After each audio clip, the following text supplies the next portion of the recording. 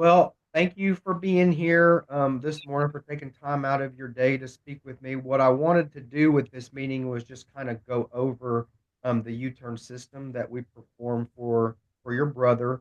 Um, and the purpose of it was to be able to demonstrate his rehabilitation for the Right. purpose of any authority that has the ability to make a determination about his rehabilitation. So, um, with that, I would like to share my screen quickly, Okay. and we can go over to this right here. Okay, so this is the one of the components of the system, and as you already know, what I already showed you previously was we first organized your brother's institutional record on a set of ledgers Right.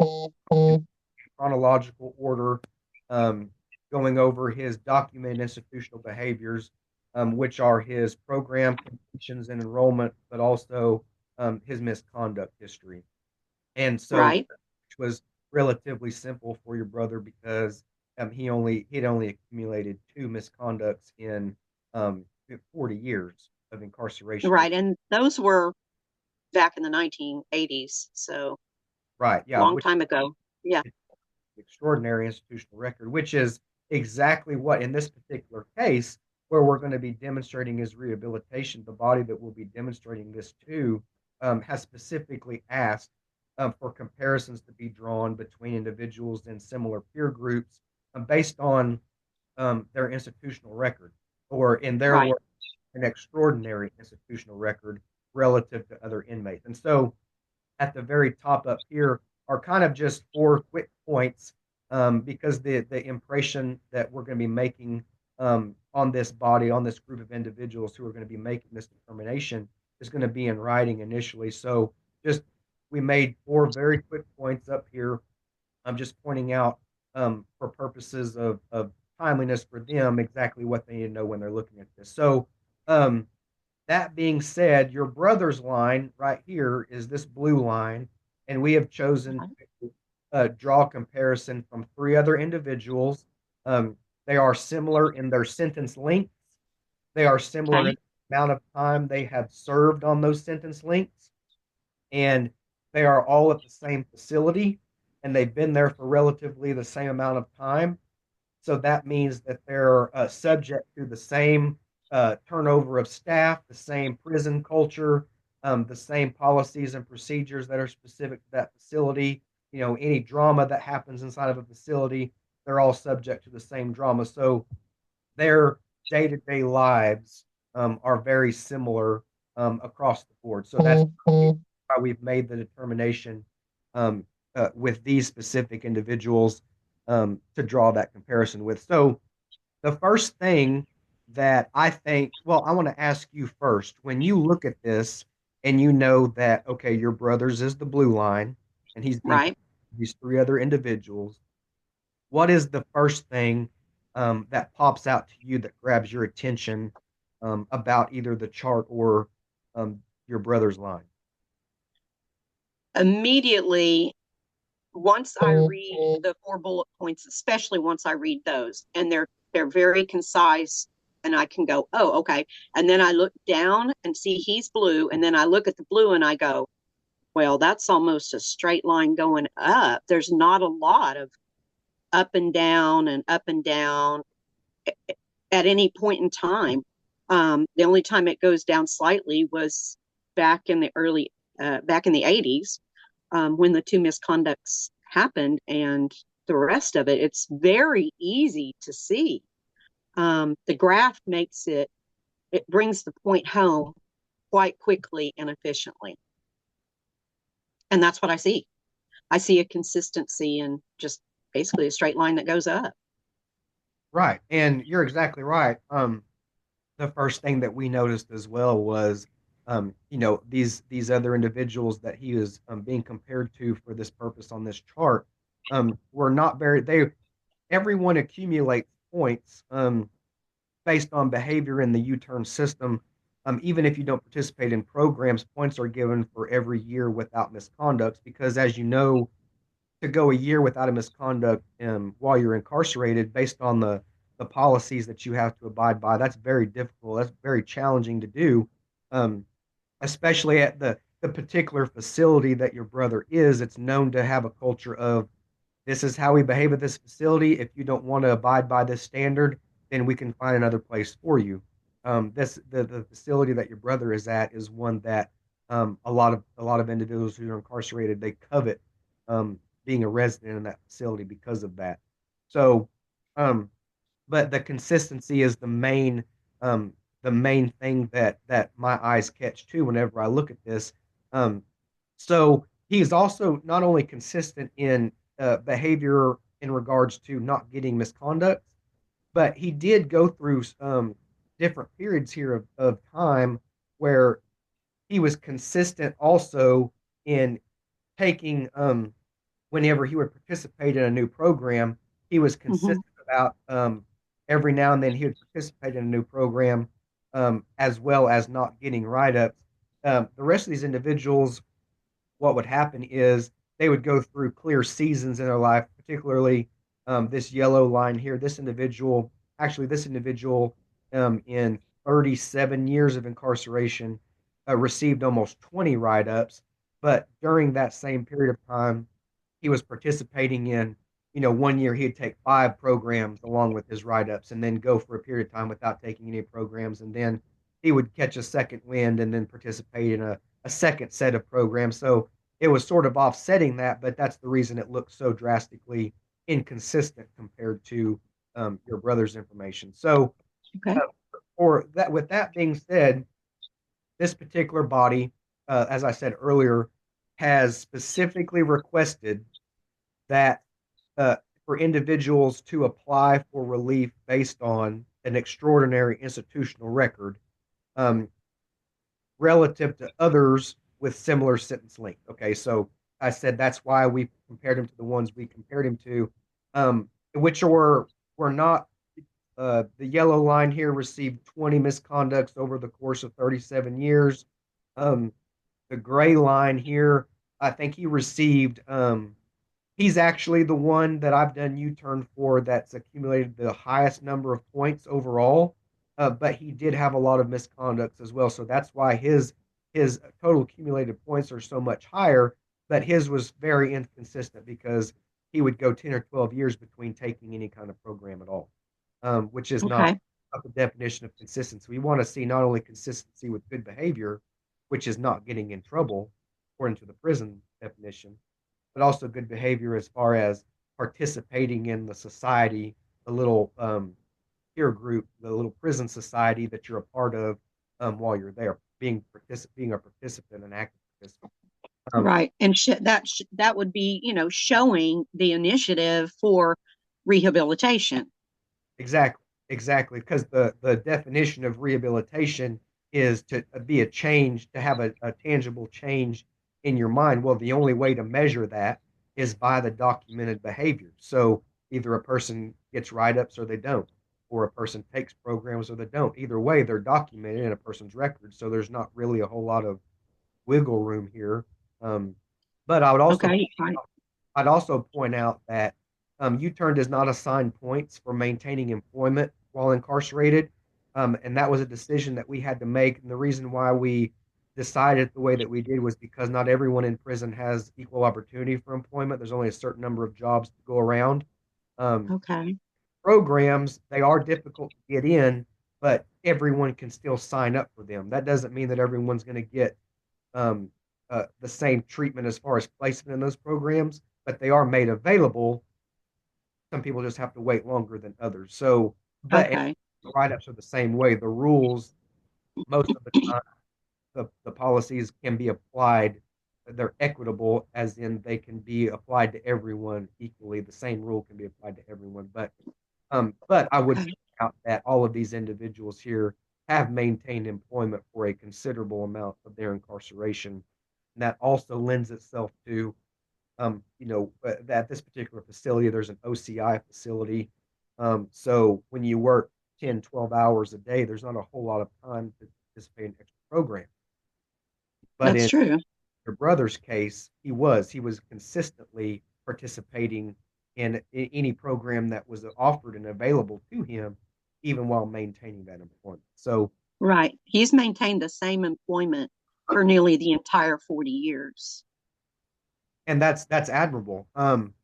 So in that way, all four of them are can be compared to one another in that same way too. That they were all working with the same 24-hour a day period to be able to complete these extra programs because they were all, 12 of those hours were always being employed and being a part. Right. So Makes other sense. yeah, other than that, the question that we want to answer is for whoever's going to be looking at this for the very first time. Now that the viewer, whoever's going to be seeing this video, when they look at the blue line, um, is consistency the word that you would use to describe your first impression of this? Absolutely. Absolutely. And I know that this consistency is what they want to see when they're talking about the opportunity for recidivism. And if somebody has maintained this kind of behavior, especially for a long duration like this, it would lend it to say, the percentage of the population that would have this would have a low rate of recidivism. And that way they wouldn't feel like, okay, I've made a decision to give this person an opportunity and I'm not going to be able to, have to worry about losing sleep at night that it was a mistake. So I think consistency is the best way to describe it. Right. Yeah, and I totally agree. Would you agree also that, excuse me, that a member of a body, or a judge or a district attorney or any group, any authority figure that has the ability to make a decision um, about an incarcerated individual reentering into society, those people are always accountable to the public, to the communities that they're Yeah. releasing an individual to. So, and this is a question to you: do you think that this would help give evidence, or give them the ability to stand on facts, to be able to say, if a member of the community were to confront them about, hey, why did you let that person out? Why did you make the decision to offer that person a second chance? Do you think that this, being able to show this and demonstrate this to that person, a member of the community, do you think that this is in its simplest form, something that tool that can be used to set the public at ease about, okay, this is why we made the decision to offer this person a second chance, because the data supports that this person is consistent, he can be trusted to abide by the rules of society. Very much so, especially in the graph scenario that U-Turn has placed it in. It gives anybody in a decision-making position who is already has a heavy schedule and is trying to go through the packet of information that has been submitted to them. It's a quick reference, but yet it's documentation that is vital to making that confident decision. Okay, I'm not going to have to be as concerned that this person is going to be released because I'm allowing it. And then the possibility for them to go back to crime is very minimal. And it does it in a very quick, graphic way that can make somebody feel a lot more assured in making their decision. Yeah, I hope so. And that was the goal.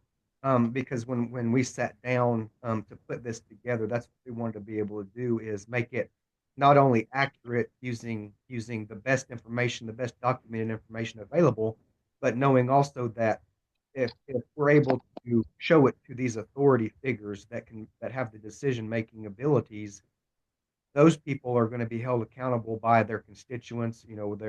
Most of them are either appointed or elected, or in some way.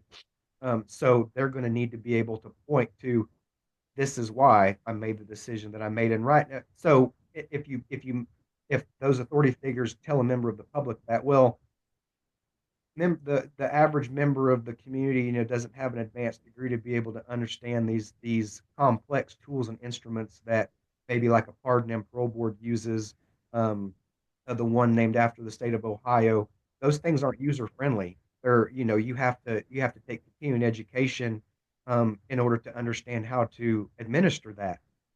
In this case, I believe that by using only the documented information from a person's record, which is their write-ups and their program history and the consistency of that over a period of time, I think that it's just complex enough to be able to be definitive to a decision-making authority, but also, Agreed.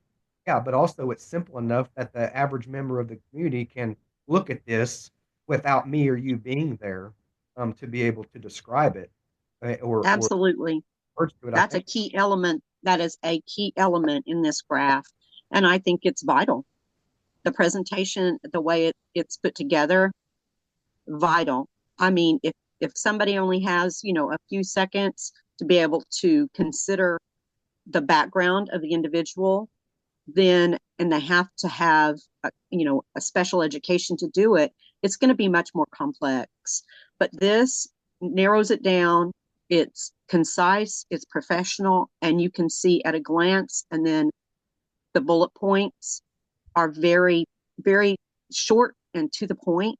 It makes it a simple process for them to be able to see the behavior and the consistency of the programs and whether they've abided and respected the rules or not, which plays a role in their future if they are to be given the opportunity to be outside of the Department of Corrections, world.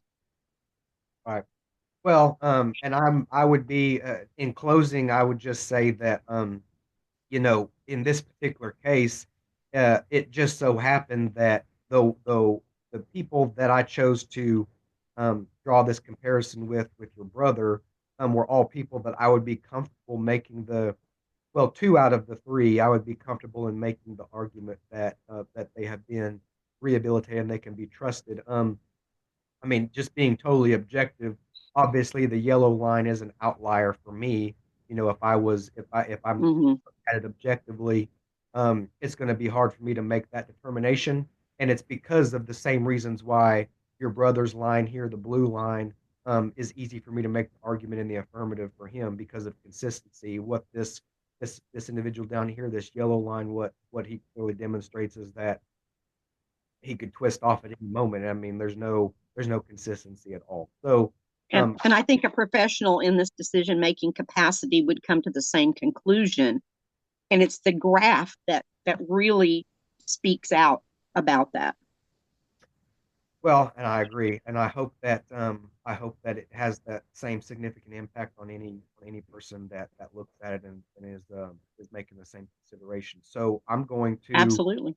I'm going to close the screen share now, and now it's back to just me and you. So in closing, do you feel like if the standard is making an impact on a decision making authority in writing without anyone really being there to walk them through what your argument is as for purposes of rehabilitation, would you say that what we put together here will do an adequate job of being able to represent a person or your brother in this case, his rehabilitation? I absolutely do. Yep. Well, in my opinion, that's the result that I'm looking for. And Okay. if we can make that point solid enough, then any decision to the contrary of that is not going to be based on the fact. And Correct. that's why we've chosen to use the documented facts of a person's institutional record because that's the same facts that the parole investigators, in the case of a pardon and parole board, that's the same set of facts that the parole investigators are going to be looking at. So if they come to a different conclusion based on the same set of facts, then they're not looking at the facts. Right. It's done an excellent job on displaying in a very quick format that's easy to read, easy to understand, and easily backed up. That's it proves a major element of what any decision making person would be wanting to know. if deciding to give this person an opportunity to be released from the system in a very concise and professional way. I mean, I'm very, very happy about it, and I think it's a vital addition to the packet. You all have done a fantastic job of putting this together. Well, I appreciate that. It's very high praise, and we very much look forward to continuing our work with you and your family, with your brother. And I have nothing but hope for great success in being able to Me make too. that argument for his rehabilitation. Well, Me too. I Great appreciate job. I appreciate that. I appreciate you being here and for going over this with me, and we'll be in touch really soon. Okay. Okay, that sounds great. All right. Thank you.